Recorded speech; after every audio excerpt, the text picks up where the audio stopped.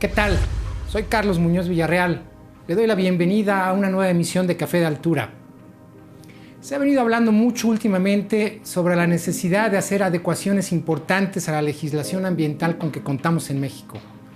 Por otra parte, están en elaboración en el Poder Ejecutivo y también en el Poder Legislativo distintas iniciativas de modificaciones legales a disposiciones ambientales, fundamentalmente para hacer frente o complementar los cambios que introdujo la reforma energética de este año. Las opiniones a este respecto se dividen. Recientemente, la organización Greenpeace dio a conocer una serie de propuestas de modificación a varias de las leyes vigentes que atañen a temas ambientales, y por esa razón hemos invitado directamente a Greenpeace a que compartan las razones y los rasgos más importantes de sus propuestas. Está con nosotros, para ese propósito, Alberto Rojas Rueda, que es especialista en temas de energía y política pública por la Facultad Latinoamericana de Ciencias Sociales, la Flaxo. Ha trabajado en el sector ambiental durante 14 años y es el actual enlace legislativo y también vocero de Greenpeace México. Gracias por estar con nosotros, por haber aceptado la invitación. Muchas gracias, Alberto. No, es a ti, al programa, por haberme invitado. En las últimas semanas, y probablemente podríamos hablar de meses, Greenpeace ha venido manifestando su inconformidad, por una parte, su inconformidad con respecto a una serie de modificaciones legales, algunas de ellas ya publicadas en reglamentos, otras todavía cocinándose por parte del Ejecutivo Federal y que tienen que ver con aspectos ambientales fundamentalmente centrados en tema energético. Hace unos días, además, ustedes presentaron por su parte un paquete de contrapropuestas o de propuestas diferentes y las hicieron llegar ya a la Secretaría de Medio Ambiente y Recursos Naturales, o sea, al propio Poder Ejecutivo Federal. Y entiendo que se están presentando también otras en relación a energías renovables. Yo te pediría que separáramos entonces estos dos temas de los que hablamos, la inconformidad con las propuestas que está lanzando el Ejecutivo y por otro lado las propias propuestas de ustedes, lo que vamos a conversar. Lo primero entonces, ¿cuáles serían desde la perspectiva de Greenpeace las grandes preocupaciones en relación a las iniciativas recientes y a las iniciativas en marcha para modificaciones legales que tienen implicaciones ambientales? ¿Qué les preocupa más? ¿Dónde está la inconformidad central que tienen? Bueno, podemos hablar de tres momentos, ¿no? Un primer momento que fue la reforma energética que se aprobó y se publicó el 12 de agosto y de ahí se derivaron varias preocupaciones, como es la inclusión en la ley de industria eléctrica, en el artículo 3, en la definición de energías limpias. De último momento incluyeron como energía limpia la energía nuclear, sí, la cogeneración, que es generar a partir de procesos industriales que queman combustibles y aprovechar ese calor para generar energía eléctrica, pero al final es una quema. Las hidroeléctricas, sin distinguir las grandes hidroeléctricas de las pequeñas. Las grandes tienen un impacto importante sobre el espacio físico y sobre el cauce de los ríos.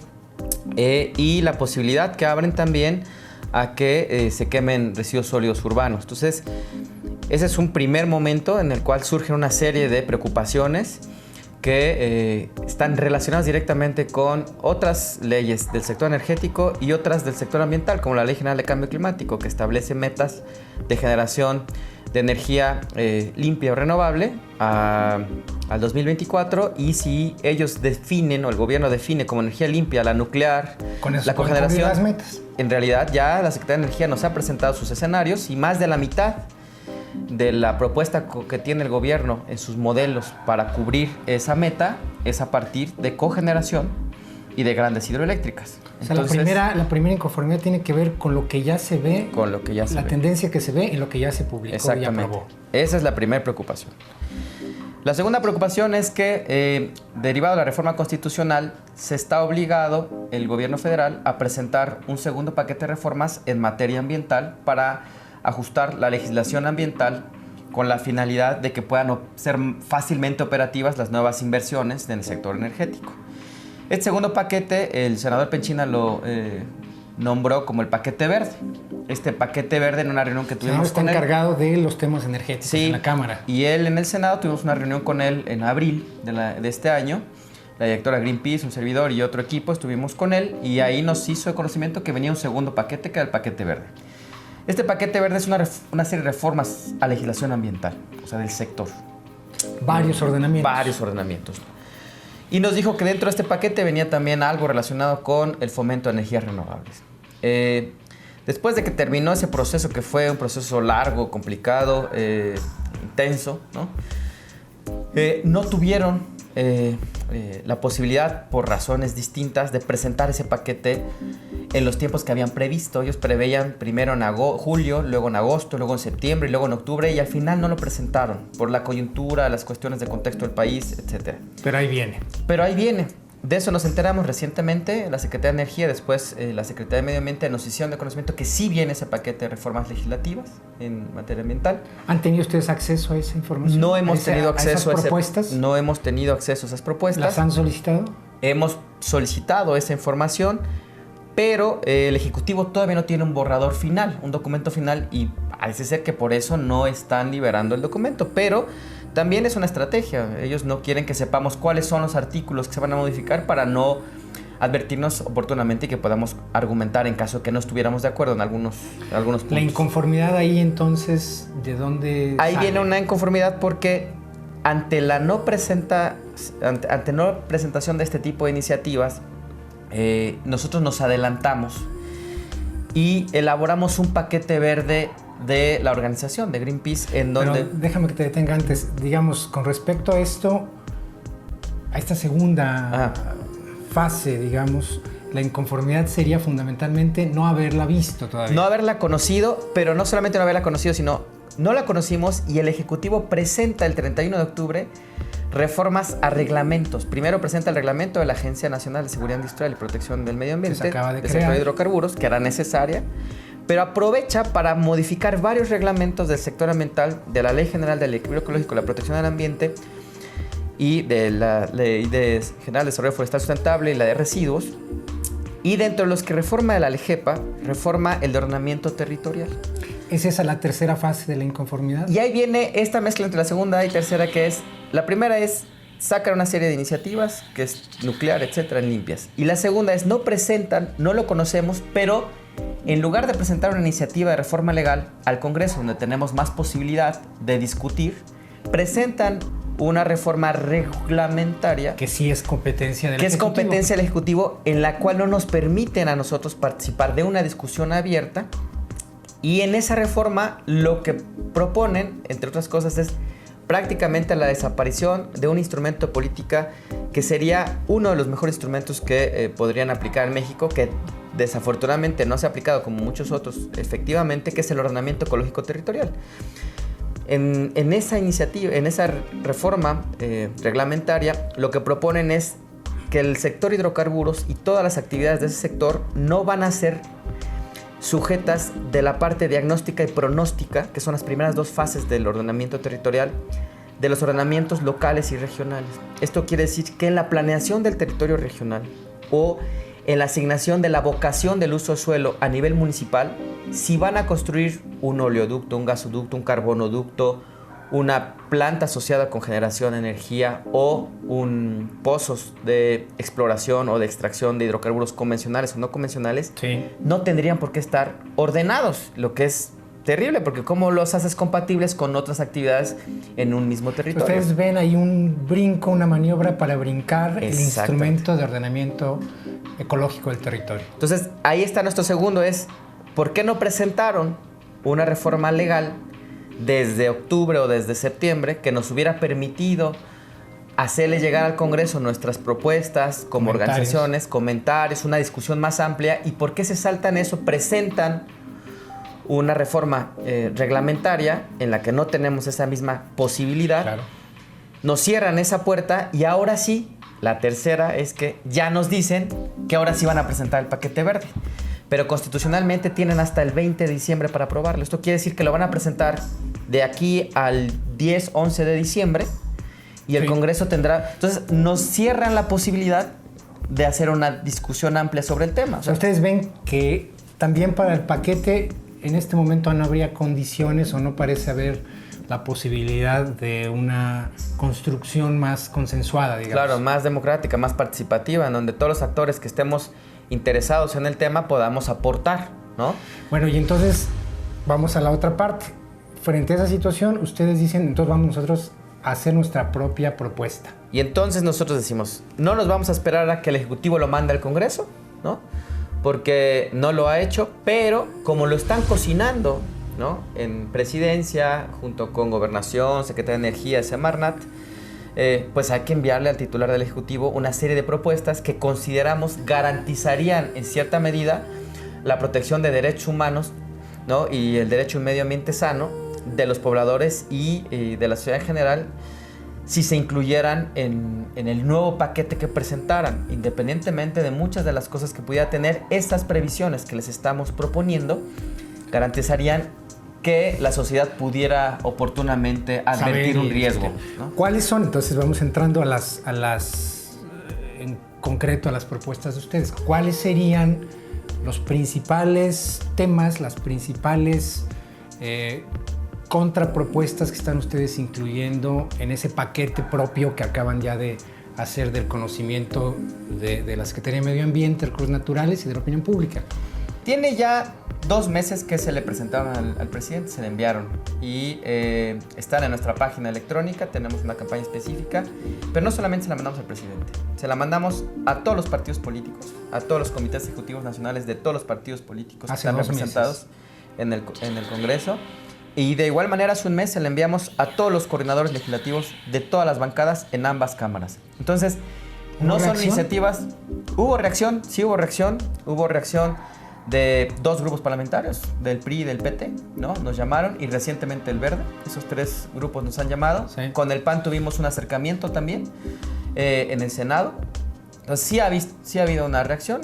Ya hemos tenido reuniones de trabajo con ellos, pero digamos que ese es un trabajo que se mueve diferente porque es parlamentario. Ahora, con el Ejecutivo, sí, que es quien tiene ahorita la bolita, ¿no? Que es la pelota la tiene el Poder Ejecutivo porque es quien debe de enviar las iniciativas.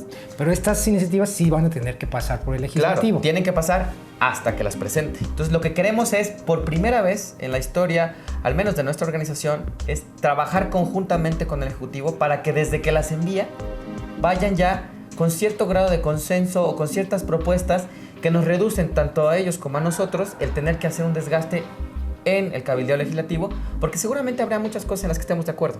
Probablemente. ¿No? Y entonces podrían presentarlas desde origen. Y entonces aquellas en las que no estemos de acuerdo, bueno, entonces ya tendremos nosotros la posibilidad de discutirlas en el Congreso. ¿Pero y las de ustedes? Las de nosotros. Estas de nosotros son reformas sobre 2 instrumentos muy importantes, que es el impacto ambiental. Tiene un procedimiento. En el procedimiento hay una consulta pública.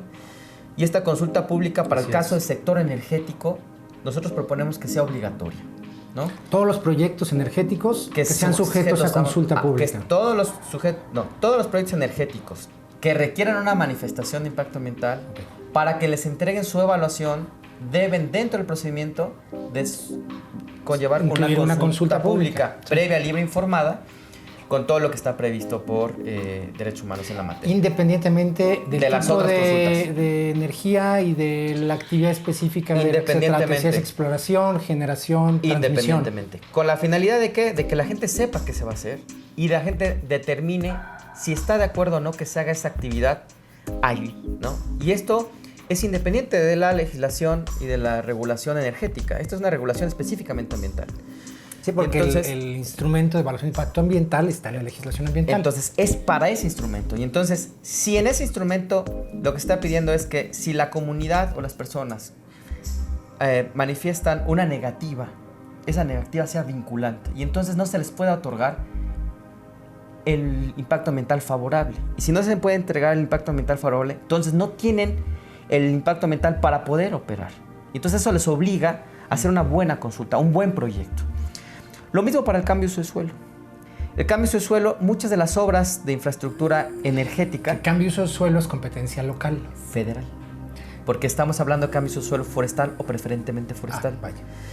Entonces, la mayor parte de las obras de infraestructura energética se van a construir en predios que son o forestales o preferentemente forestales, así establecidos por la ley. Entonces vas a la ley de desarrollo forestal sustentable. Y entonces ahí lo que se va a pedir es, si quieren hacer ese cambio a su suelo, nosotros proponemos obligar a que en el procedimiento de cambio a su suelo, se obligue para obras activas del sector energético a hacer una consulta pública específica para ver si los que están asociados o beneficiarios o propietarios de esos pueblos, de esos terrenos forestales o preferentemente forestales, están de acuerdo con que se haga o no la actividad, porque les puede afectar a su actividad forestal o actividades asociadas, ¿no?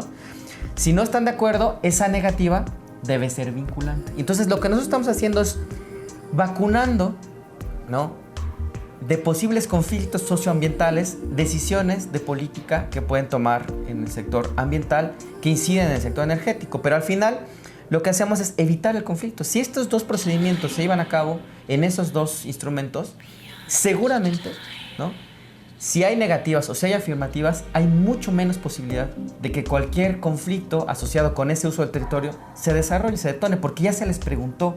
Están tratando de fortalecer, digamos, el poder de decisión de otros grupos o pobladores legítimamente interesados distintos a los de la actividad energética. Que son quienes podrían detener esa actividad, porque al final, si no se les pregunta, los primeros que van a estar inconformes van a ser ellos.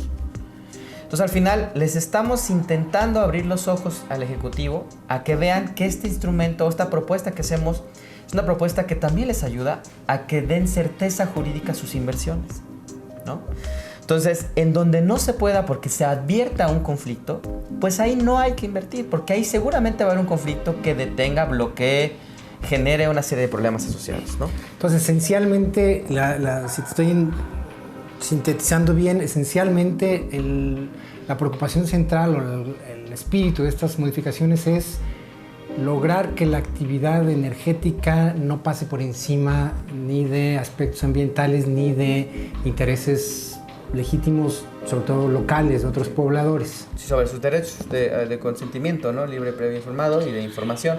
Eso supone, sin embargo, hasta donde entiendo, cambios, así como lo están ustedes presentando, en al menos 5 leyes. Eso propone cambios en 3, en la de desarrollo forestal, en la LEGEPA, que es la General de Equilibrio Ecológico, y en la vía silvestre, porque en la vía silvestre están las unidades de manejo de vía silvestre, estas UMAS de aprovechamiento extractivo o no extractivo de vía silvestre. Muchas de estas UMAS se encuentran ubicadas en el norte del país, Tamaulipas, Coahuila, Nuevo León, que son los mismos lugares donde pretenden hacer exploración y explotación de hidrocarburos no convencionales. Entonces, cuando adviertan que hay ahí, imagínense una UMA cinegética muy grande, que está conservando servicios ambientales, hábitat para otras especies, y que de pronto lleguen y sin preguntarles les digan, pues aquí les voy a poner un pozo. Entonces, a la gente que vive de eso, que tiene una empresa asociada a eso, ya no va a poder vivir de eso, porque va a tener fragmentación en sus ecosistemas y va a tener que buscar otra que no sea ganadería alternativa, otra opción, ¿no? Y ahí lo que propone entonces es modificaciones a la ley de vida silvestre. Que les pregunten a ellos también. O sea, esa el mismo mecanismo, digamos. Pero para los que tienen unidades de manejo de vida silvestre. Ahora, en el tema de residuos, lo que nos preocupa es los lodos de perforación. Los lodos como residuo, cuando ya se perforó, pensando en estos pozos de gran profundidad para fracturación hidráulica, para no convencional, el famoso fracking, estamos preocupados que esos lodos tienen una serie de sustancias que pueden ser tóxicas. Y para prevenir que no se hacen constantemente los muestreos sobre todo el lodo que sale, sino sobre ciertas porciones de ese lodo, sabemos que en parte tienen estas sustancias que pueden ser corrosivas, reactivas, explosivas, tóxicas, inflamables, etcétera, CRETIF. Lo que estamos proponiendo es que todos los lodos de perforación sean considerados como residuos peligrosos y por tanto sean manejados como residuos peligrosos, ¿no? Todos los lodos de perforación. Sí. Y entonces, ¿eso qué es lo que hace? Es un mecanismo para no solamente prevenir, sino precautorio. No tenemos la certeza que todos los lodos tengan, pero donde tenga una pequeña proporción, se convierte todo el lodo en residuo peligroso. Y entonces, de aquí a que llega la autoridad, que tiene muy poca capacidad para hacer muestreo y vigilancia, y ve y le atina al lugar en donde está efectivamente la sustancia tóxica, lo que estamos proponiendo es que todos sean manejados así, para que sean manejados seguros. Como residuos peligrosos. Vamos a tener que ir cerrando ya, pero me interesaría mucho que pudieras compartirnos, antes de terminar, ¿con qué quedarían ustedes satisfechos? O sea, hacen ahorita ustedes la propuesta, han dejado saber no solo las inconformidades, sino ahora el planteamiento alternativo. ¿Qué sería para ustedes satisfactorio por parte del Ejecutivo? Hay un tema adicional que para nosotros sería muy satisfactorio, que es el tema de cambio climático.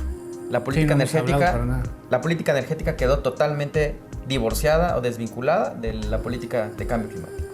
Entonces mandamos una propuesta de reformas a la Ley General de Cambio Climático enfocadas o focalizadas solamente al tema energético en relación con la reforma reciente.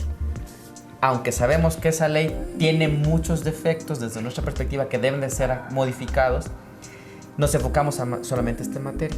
Y en esa materia hicimos una serie de propuestas.